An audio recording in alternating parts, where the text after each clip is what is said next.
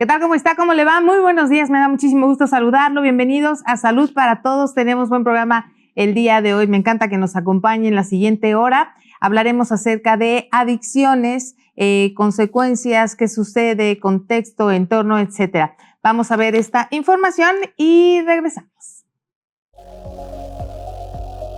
Las adicciones son un problema de salud pública que afecta a millones de personas en todo el mundo. Se trata de una dependencia física o psicológica a sustancias o comportamientos que generan placer momentáneo, pero que puede tener consecuencias graves para la salud y la vida cotidiana. Las drogas, el alcohol, el tabaco e incluso el exceso de tecnologías pueden convertirse en adicciones. Pero, ¿qué las provoca? Factores como el estrés, la depresión, la presión social y la genética pueden influir en su desarrollo. Es importante entender que la adicción no solo es falta de voluntad, es una enfermedad que requiere atención profesional, apoyo familiar y en muchos casos tratamiento especializado. Reconocer una adicción es el primer paso para combatirla. Algunos signos de alerta incluyen la pérdida de control, cambios en el estado de ánimo, problemas en las relaciones personales y descuido de responsabilidades. La buena noticia es que hay solución. Existen centros de ayuda, grupos de apoyo y terapias que pueden guiar a las personas hacia la recuperación.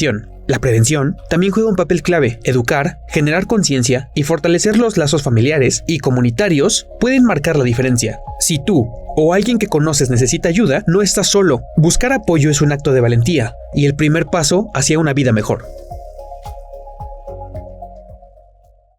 Muchísimas gracias por esta información y bueno, pues ahora les presento al doctor que nos acompaña esta hora. Hay que aprovecharlo al máximo y si tiene alguna duda o pregunta, pues entonces lo puede hacer vía Facebook, vía telefónica, ¿no? Puede hacer esta aportación. Es el doctor Juan Carlos Pérez García, él es neurólogo y le damos la bienvenida. Doctor, como siempre, un gusto que nos acompañe en Salud para Todos. Hombre, gracias, como siempre, gracias y el gusto es mío. Oiga, doctor, a ver, vamos a hablar de adicciones, pero ¿qué se entiende por adicción?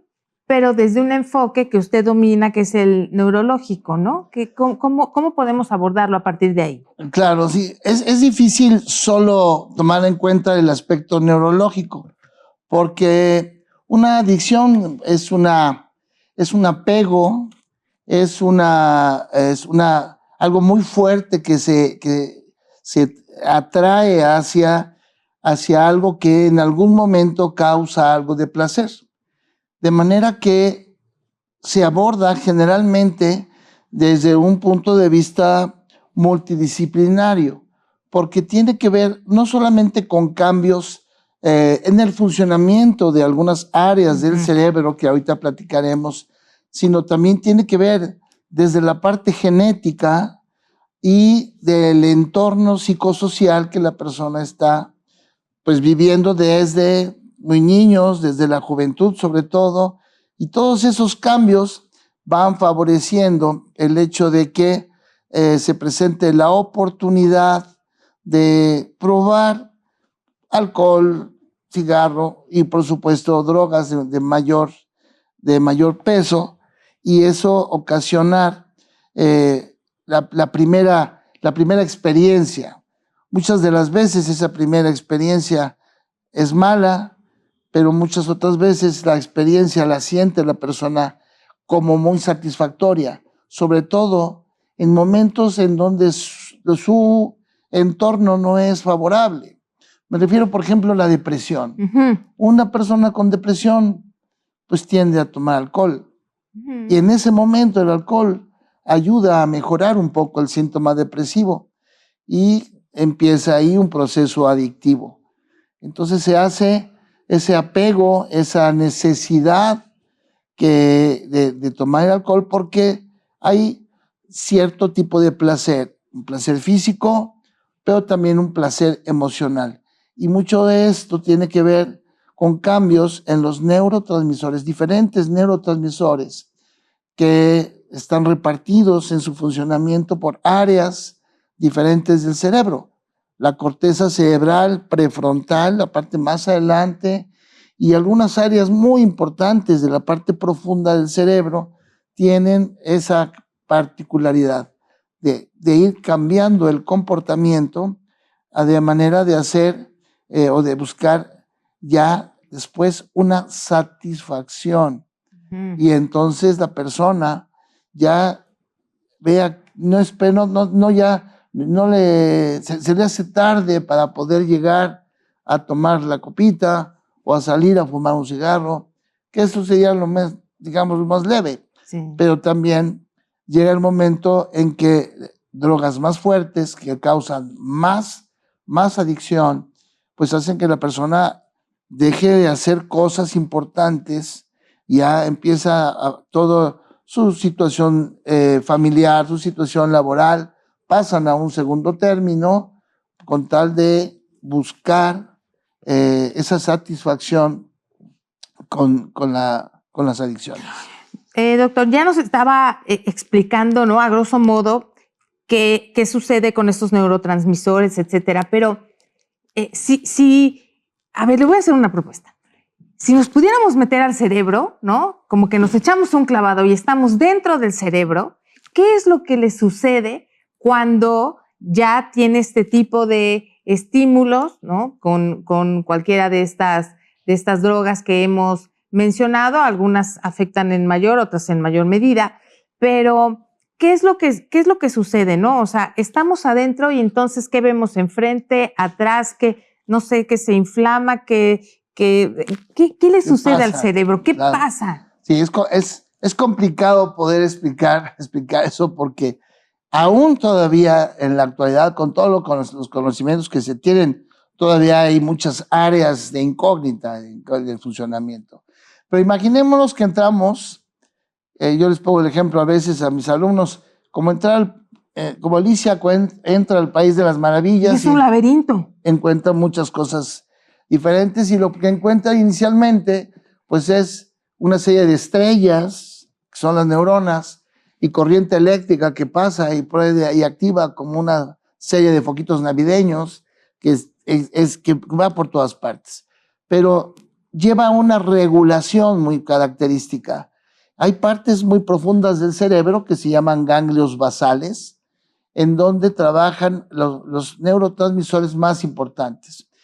Y aunque hay varios neurotransmisores, podríamos hablar de la dopamina, la acetilcolina, la noradrenalina, pero hay de esos neurotransmisores, podemos así a grandes rasgos decir, hay neurotransmisores excitadores y neurotransmisores inhibidores que se producen en las neuronas y que las conectan entre sí. Y lo que tenemos los seres humanos es un equilibrio en esos neurotransmisores. Ese equilibrio se va rompiendo y, por ejemplo, si predominan mis neurotransmisores inhibidores, generalmente voy tendiendo a ir a la depresión.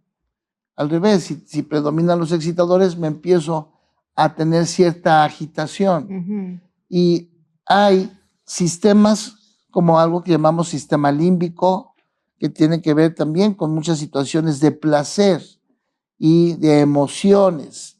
Entonces esto implica muchos sentimientos en la persona y incluso en las partes iniciales, vamos a hablar de un muchacho muy jovencito, por ahí de los 13, 14 años, que empieza a tener un poquito de sentimientos encontrados porque sabe de repente que poder irse con esos amigos que le están invitando a probar determinada droga no es bueno, pero hay otra parte interna que le lleva. Y sobre todo en los jovencitos, la curiosidad. La curiosidad que despierta, el a ver, bueno, pues no pasa nada, voy a probar. Desgraciadamente, pues eso pasa frecuentemente. Entonces, hay muchas conexiones cerebrales en diferentes partes que funcionan y que implican el estado de ánimo de la persona, que es muy importante para iniciar una adicción, el estado de ánimo, sobre todo tendencia a la depresión, al aislamiento, personas que pasan o que han tenido diferentes problemas a lo mejor laborales, ¿no?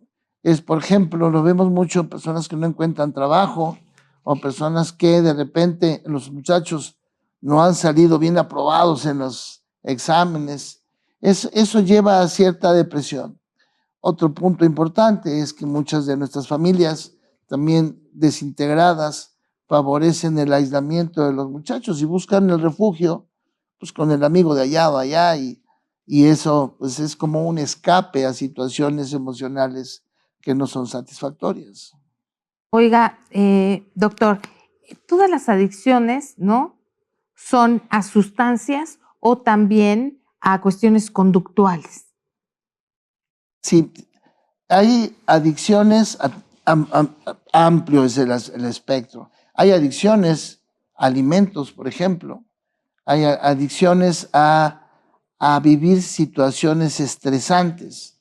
O sea, no es una sustancia, pero puedo ser adicto a la velocidad o adicto al peligro, a tirarme de paracaídas. Eso me crea una gran emoción y es una adicción. Y así como eso, es muchas otras cosas. Claro, todo depende también a qué soy adicto, qué es lo que esa adicción me puede causar. El cigarro, por ejemplo, el tabaco, causa determinado daño, sobre todo en cantidad y a lo largo. Sí, por supuesto, pulmonar, pero también en el interior de los vasos sanguíneos, porque también favorece la aterosclerosis y que en el futuro pueda tener eventos vasculares. Eso es el tabaco, por ejemplo. Pero, ¿qué tal el alcohol? Y el exceso de alcohol, pues no tiene otro parámetro, se daña más el hígado, ese daña también el cerebro. En particular el cerebro, el exceso de cualquier sustancia adictiva lo va dañando. Evidentemente, y si nos vamos y avanzamos al fentanilo y a otras cosas más agresivas, el crack, sí, el cristal, pues son situaciones que dañan muchísimo más al sistema nervioso y a la pérdida de neuronas. Doctor, vamos a hacer una pequeña pausa, ¿qué le parece? Amigos, también les recuerdo, si quieren preguntarle algo al doctor, hay que aprovecharlo porque tiene muchísimo conocimiento, de verdad, vía telefónica, vía Facebook, también vía WhatsApp. Podemos, y estamos esperando sus preguntas. Pausa y regresamos.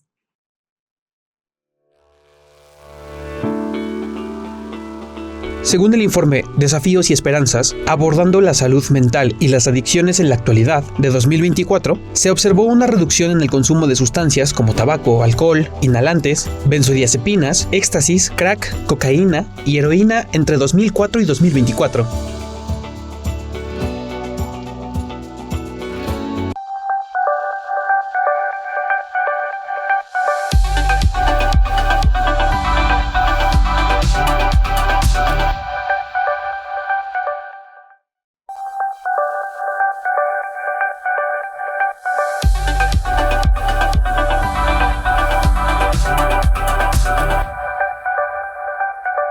Muchas gracias por continuar con nosotros en Salud para Todos. Les recordamos que estamos hablando sobre adicciones con el neurólogo Juan Carlos Pérez García.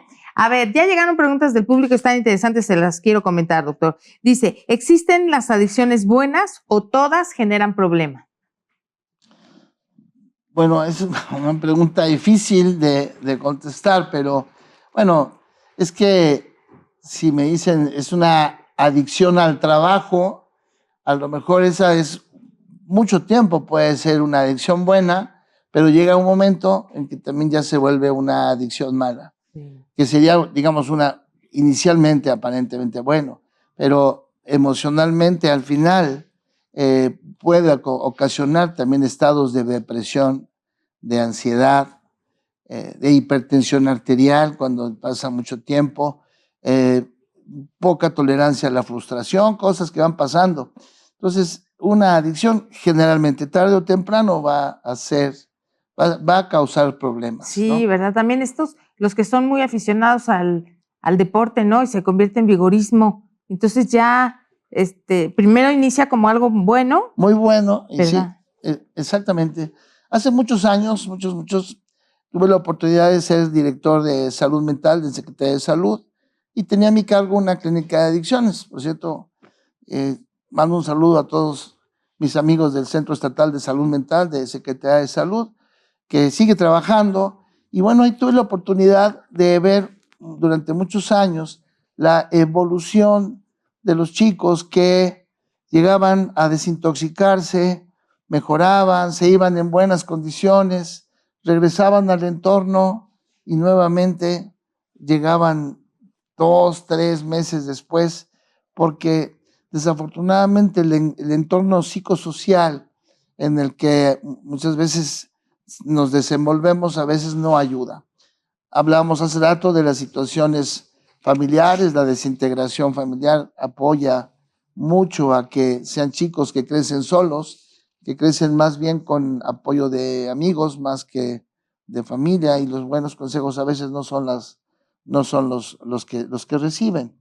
Entonces, creo que, volviendo a esto, todas las adicciones pueden ser malas, aún las adicciones que aparentemente sean buenas. Acabas de mencionar el trabajo y el deporte, pero en exceso también. Sí, es cuando perjudica. Nada en exceso, todo con medida. Todo con medida. A ver, ¿es verdad que mi capacidad para razonar cosas simples se puede ver afectado por mi adicción al tabaco? Sí, depende el elemento de adicción, el deterioro cognitivo.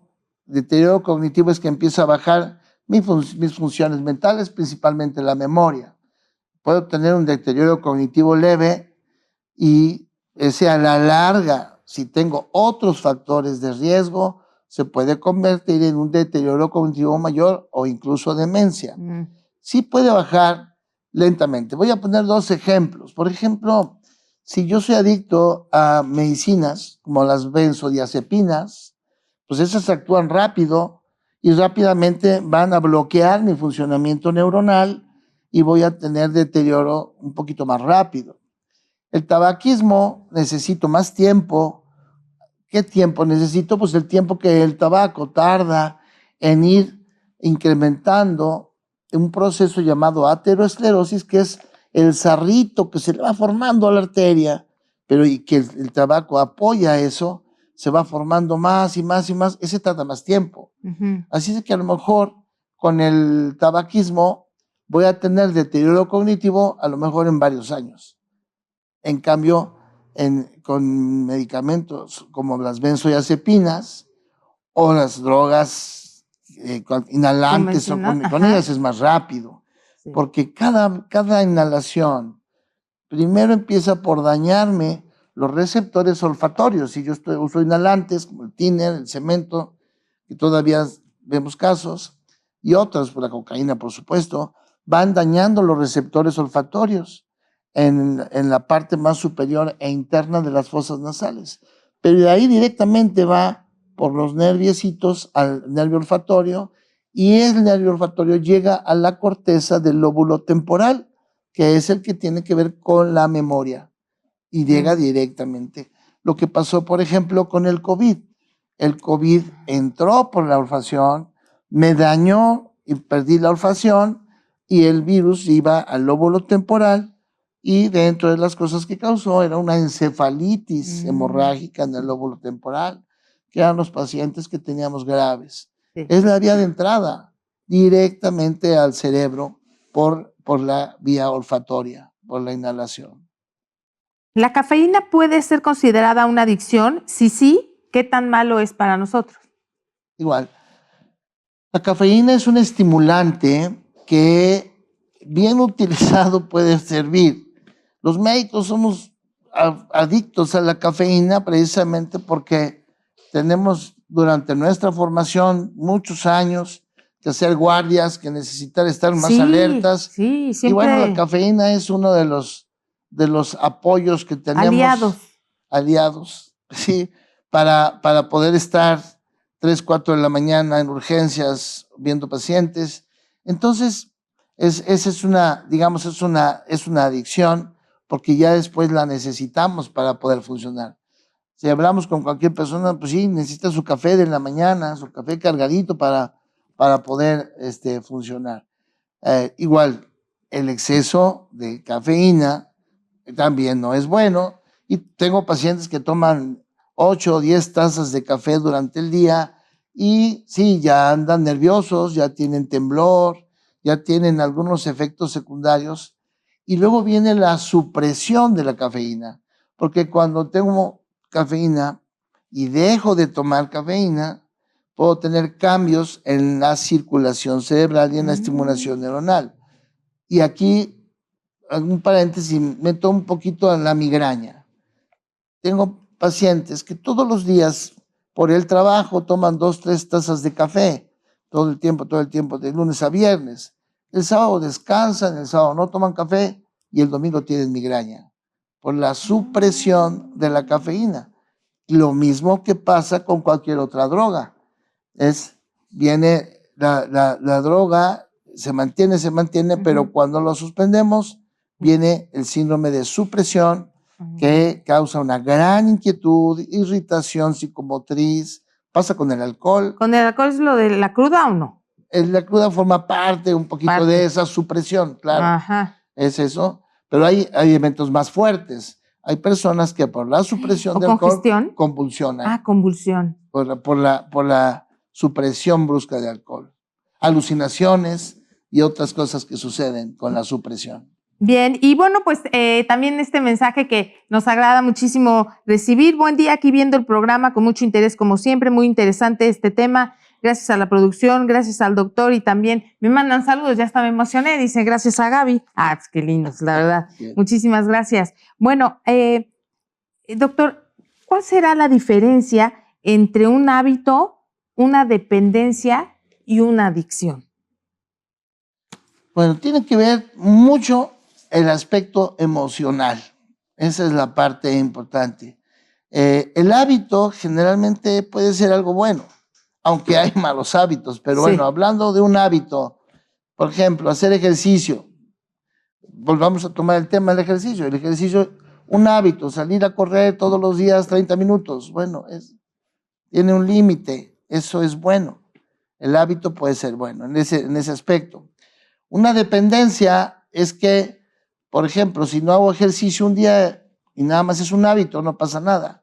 Pero hay personas que si no hacen ejercicio ese día, ya se sienten mal, andan muy irritables, pueden tener dolor de cabeza, tienen otros síntomas cuando ya es dependencia, porque ya necesitan hacer el ejercicio. Es una dependencia a algo. Y la adicción es que voy a buscar hacer ejercicio aunque tenga que dejar de comer o aunque tenga que dejar de ir a trabajar. O sea, ya hacemos cosas más allá de lo permitido o de lo normal porque ya es una adicción a hacerlo. Ya paso sobre 1000 cosas para poder hacer eso a lo que ahora ya soy adicto. Doctor, ¿hay personas que tienen una mayor predisposición a tener alguna adicción o en qué consiste? No, sí, hay aspectos genéticos que tienen que ver con falta de maduración neuronal.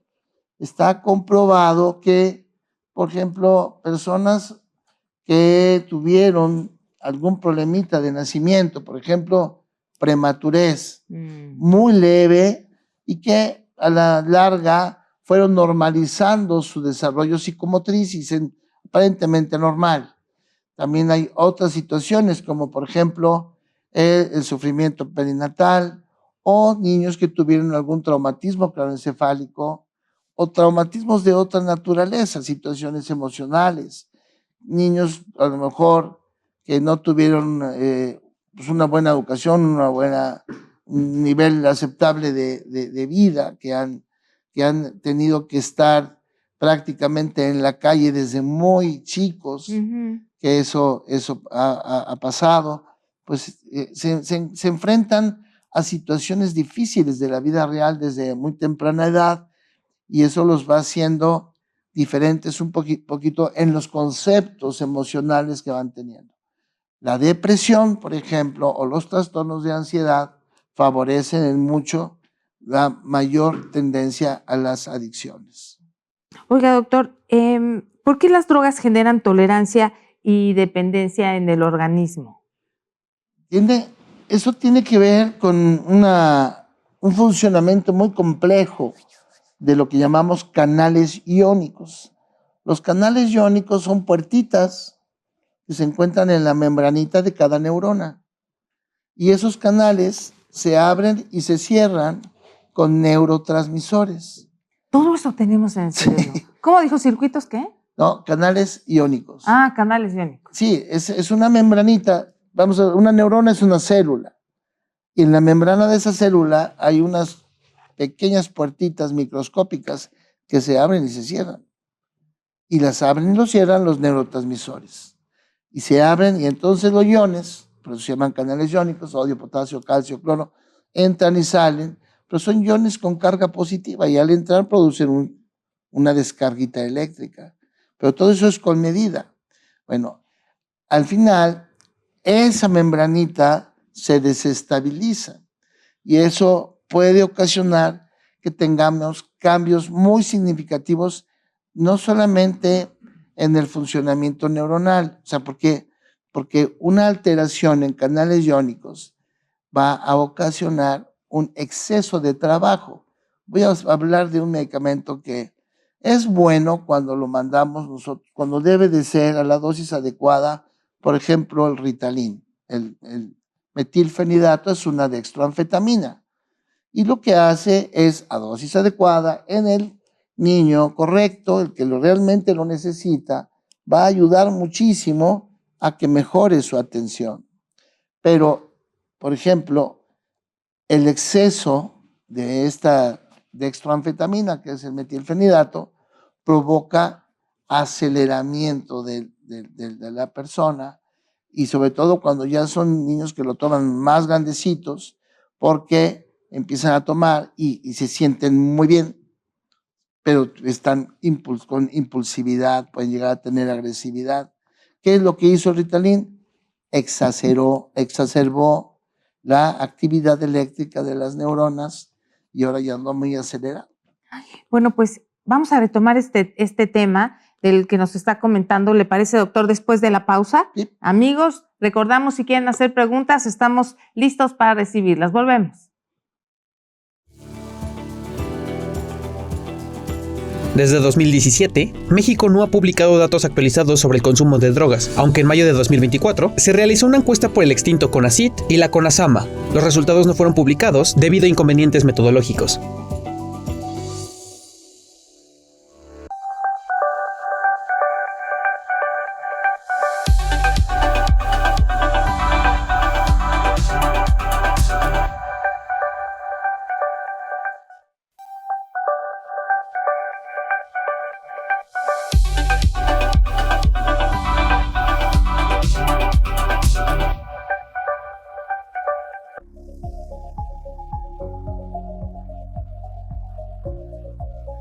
Superar una adicción no es fácil, pero es posible con el apoyo adecuado y un compromiso personal. La recuperación es un proceso que requiere tiempo, paciencia y determinación. Es fundamental reconocer la necesidad de ayuda y rodearse de personas que fomenten un ambiente de apoyo y comprensión. Uno de los primeros pasos es buscar ayuda profesional. Existen terapeutas, grupos de apoyo y centros especializados que ofrecen herramientas para manejar los desencadenantes y desarrollar nuevas estrategias de afrontamiento. La terapia psicológica, tanto individual como grupal, puede marcar una gran diferencia en el camino hacia la recuperación. La familia y los amigos también juegan un papel clave. El acompañamiento emocional y la construcción de una red de apoyo pueden hacer que el proceso sea menos desafiante. La comunicación abierta y la empatía son fundamentales para ayudar a quienes están en proceso de rehabilitación. Además, mantener un estilo de vida saludable contribuye a la superación de las adicciones. Actividades como el ejercicio, la meditación y la alimentación balanceada fortalecen el bienestar físico y emocional, ayudando a reducir la ansiedad y el estrés. Superar una adicción es un camino de esfuerzo, pero también de esperanza. Con la ayuda adecuada y la voluntad de cambio, es posible recuperar el control de la vida y así construir un futuro libre de dependencias.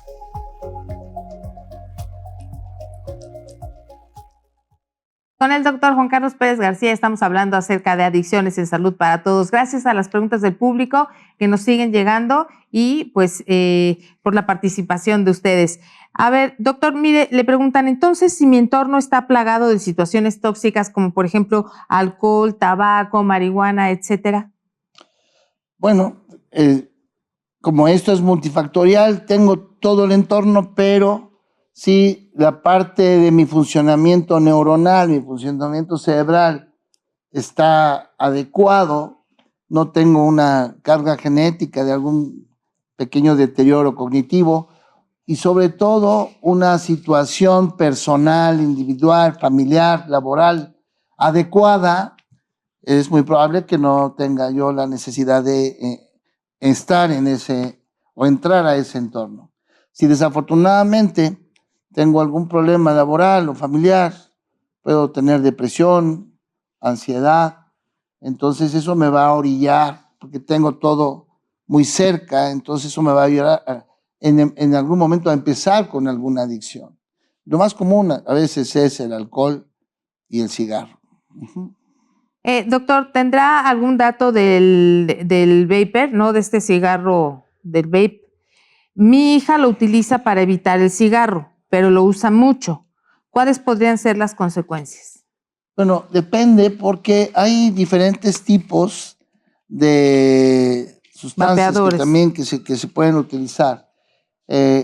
Aquí, por ejemplo, el vapor tiene dos partes. Una es lo que se está aspirando, que generalmente es leve, pero la otra es la necesidad de tenerlo. Esa es de tenerlo y estar utilizándolo. Esa es una necesidad un poquito más emocional. Esa es una adicción emocional. Es como por ejemplo, no sé, cierta adicción a utilizar determinado tipo de ropa o determinado tipo de cosa que si no la tengo me siento muy mal, ¿no? Por ejemplo, y a lo mejor aquí se abre el panorama. ¿Qué tal el celular? Ya el celular vivimos y los muchachos viven con el celular 24/7 casi todo el tiempo y se vuelve una adicción el tener el celular. Entonces, en el caso del vape es la necesidad de tenerlo y de estar haciéndolo porque funciona como ansiolítico. ¿Qué quiere decir? Baja la ansiedad. Entonces, ¿qué pasa si lo dejo por allá? Empiezo a estar ansioso y entonces ya lo tengo acá y ya eso me tranquiliza. Es el mismo efecto que el cigarro. El cigarro me baja la ansiedad mientras estoy fumando, se acaba y vuelve otra vez la ansiedad, así que voy a prender otro cigarro. Tienen un efecto ansiolítico que aparentemente es superficial, pero sí tiene componentes en las partes prefrontales del cerebro, principalmente. Doctor, yo nací de papá alcohólico y mamá farmacodependiente. ¿Qué estudios puedo hacerme para checar la salud de mi cerebro? ¿No? ¿Cómo está y qué tan afectado está? Bueno, lo primero sería analizar si realmente tiene algún tipo de problema en el funcionamiento cerebral. O sea, no necesariamente se tiene que heredar la farmacodependencia como acción o el alcoholismo como acción. Lo que podría haber causado problema es el alcoholismo o la adicción durante el embarazo y eso predominantemente en la mamá, en la mujer principalmente. Entonces, eso sí podría haber ocasionado algunos cambios a nivel cerebral, algo que llamamos disgenesia o displasia. Por ejemplo, una mujer fumadora durante el embarazo tiene la predisposición de que su bebé nazca de bajo peso al nacer. Eso es algo que sí está comprobado. Son esos cambios.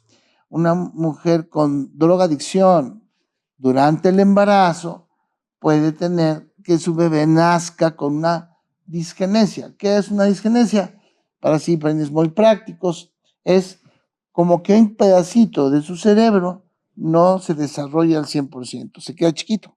Por ejemplo, el lóbulo temporal no llega hasta la orillita, se queda en un pedacito nada más, o hay una parte importante en el centro que se llama cuerpo calloso, que es de donde todas las neuronas de este lado pasan a las del otro lado. También disminuye el tamaño del cuerpo calloso. Entonces, las disgenesias son eso, un defecto de maduración o de crecimiento o de formación de diferentes áreas cerebrales. Y la principal patología que eso me puede dejar es la epilepsia en niños. Doctor, ¿se pueden generar cambios permanentes en el cerebro debido a una adicción? Depende, claro, depende de el tiempo que se ha utilizado la adicción, depende de lo agresivo de la sustancia y está comprobado. Hay estudios un estudio especial en resonancia magnética cerebral que se llama volumetría. Entonces, la volumetría es que ahora con resonancia magnética yo puedo medir con exactitud el volumen del cerebro, tanto la sustancia gris como la sustancia blanca, el volumen en milímetros cúbicos exactamente. O sea, me da los milímetros exactos, como si, yo les pongo el ejemplo, como si fuera esos jueguitos que son armar en cuadritos, Lego, el Lego, que es el número exacto, así en milímetros cúbicos. Entonces yo puedo hacer una resonancia magnética hoy y hago una dentro de 2 años y mido la diferencia en milímetros cúbicos y eso me puede decir dentro de 2, 3, 4, cómo va a estar mi cerebro de disminuido. O sea, perdemos volumen cerebral. Eso es lo que sucede con las drogas. Oiga, doctor, ¿y qué pasa con las neuronas? ¿Es verdad que no se regeneran? ¿Qué pasa? ¿Las perdemos? ¿Cuántas tenemos? ¿Nos quedamos sin neuronas? ¿Qué es lo que sucede con ellas? Sí, bueno, son millones y millones de neuronas y más millones de sinapsis. Entonces, las sinapsis son las uniones de las neuronas. Entonces, empezamos a perder sinapsis y luego perdemos neuronas. ¿Y eso nos afecta en qué? Directamente, memoria, lenguaje, movimiento. Todas las funciones cerebrales, dependiendo las áreas que más fallan. Y bueno, en las adicciones, en las áreas más afectadas son las frontales y las temporales. Entonces es comportamiento y memoria, principalmente. Entonces son las áreas que más se pierden. Y también depende del tiempo de la adicción, qué tan agresivo es, también otras situaciones. ¿Qué quiere decir otras situaciones? A ver, no sería lo mismo una adicción en una persona que come bien, que hace ejercicio, bueno, puede haber, pero ¿qué tal si además de la adicción no come, no toma líquidos, ¿sí?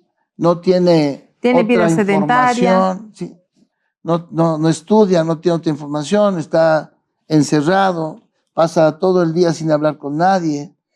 Esos pacientes tienen un deterioro mayor. Si se pierden neuronas, las neuronas no se regeneran. Sabemos ahora que hay áreas como en el hipocampo, también aquí en el temporal, o en algunas áreas periventriculares o en el bulbo olfatorio, que hay células madre inactivas. Nacemos con ellas y se pueden activar. Eso puede ayudar a frenar un poquito el proceso, pero en general vamos perdiendo neuronas. Y si yo le tomo un estudio a una persona que lleva muchos años con alguna adicción fuerte, pues voy a ver que tiene una atrofia. La atrofia del cerebro en una persona muy mayor, 90 años o más, es normal esperar un cerebro más chiquito. Pero ¿eso es normal? Eso es normal. Por el paso del tiempo. Por el paso del tiempo y el funcionamiento cerebral vamos perdiendo neuronas. No es la regla, pero es lo más frecuente. Sí. Que vayamos perdiendo volumen. Y por eso al paso del tiempo se nos van olvidando las cosas y todo eso. O sea, en un proceso normal. Cierto proceso normal, sí. Que ese proceso normal, cuando tenemos enfermedades como la hipertensión, la diabetes, la aterosclerosis, otras cosas, pues se acelera ese proceso normal. Entonces hay gentes de campo, por ejemplo, muy sanas, que tienen 90 y tantos años y están perfectamente bien. El vivir en una ciudad en donde el ritmo es más rápido, en donde los estilos de vida son diferentes y tenemos más exposición a diferentes situaciones tóxicas, envejecemos más rápido y eso puede ser normal. Oiga, Doc, ¿qué pasa cuando justamente ya tiene cierta edad y dice, está muy lúcido? O sea, tiene 90 y tantos años y está, o sea, muy lúcido, tiene memoria, tiene... Igual todo puede también tener una parte genética muy fuerte, muy importante, pero definitivamente toda su vida ha estado bien, ha sido favorecido con factores protectores y no ha tenido factores de riesgo. Al final todo eso se llama reserva cerebral. Y la reserva cerebral va a ser el funcionamiento de mi cerebro hasta donde yo llegue. Y esas personas que mueren ya de casi 100 años, muy sanas, su reserva cerebral es muy buena porque tuvieron muy buenos factores protectores, como alimentación, ejercicio, comunicación, el aprendizaje, el estudiar, y menos factores de riesgo. no fueron hipertensos, no fueron diabéticos, Ujú. llevaron una alimentación sana, nunca tuvieron colesterol o triglicéridos elevados, y eso ayuda. Por ello, tener una vida saludable o equilibrada desde los primeros años va a En todas repercutir partes. hasta los últimos días. Vamos a hacer una pequeña pausa, doctor, amigos. Continuamos con más aquí en Salud para Todos. No se vaya. El Observatorio Mexicano de Salud Mental y Adicciones ha documentado un aumento en el consumo de metanfetaminas, especialmente entre quienes solicitan tratamiento.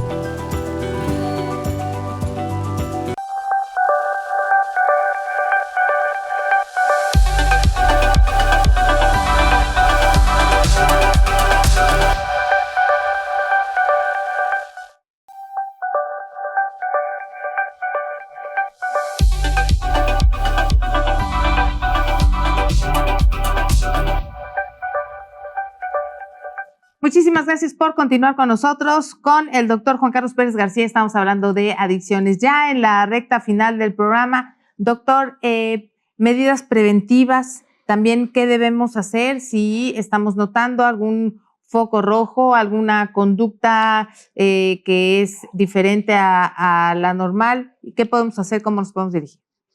Sí, los programas nacionales de salud mental, bueno, mundiales, pero bueno, vamos a hablar en México, los programas nacionales de salud mental incluyen lo que sería la parte psicosocial.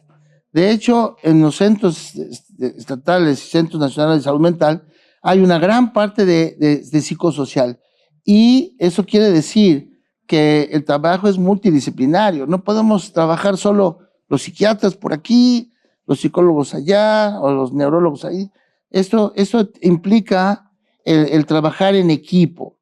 Cuando identificamos un paciente con inicio o ya con adicciones, vamos a ver cuál es el camino correcto para tratar de erradicarlo de esa parte, de ese problema.